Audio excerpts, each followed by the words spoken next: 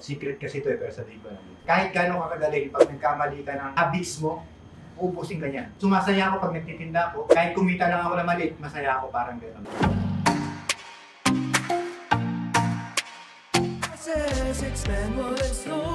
Nagsimula yung passion kasi parang elementary pa lang ako eh. When it comes to proper business na, siguro mga 2007, hindi ko iniisip yung growth before. Basta ang babaw lang yung iniisip ko na gusto ko lang magtinda, na sumasaya ako pag nagtitinda ako. Kahit kumita lang ako na maliit, masaya ako, parang gano'n.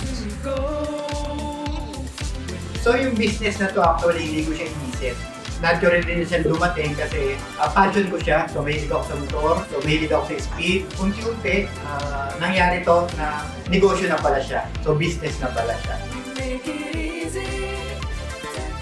Sa akin, we are driven by energy. So nagsisimula lahat yan. So sa personality mo, physical strength mo, para makapag-isip ka ng mabuti, sa lifestyle mo, alam mo dapat kung saan ilalagay yung sarili mo. Kasi kahit gano'ng kakagaling, pag nagkamali ka ng habits mo, in a matter of 2 years, mabubusin ka niya. Hindi ka magsusustain. Siyempre, unang-una kalaban natin yung mental health natin. So, connected siya dun sa physical health natin. Pag kurang physical health natin, madadama yung utak natin.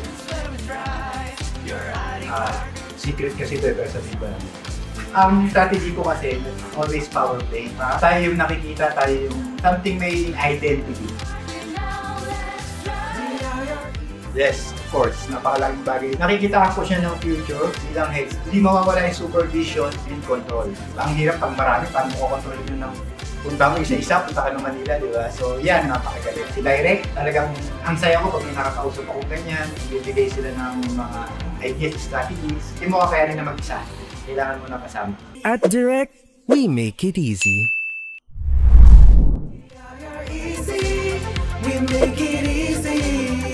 Make it easy, DIREC, Technovation, choose Direct and you will see.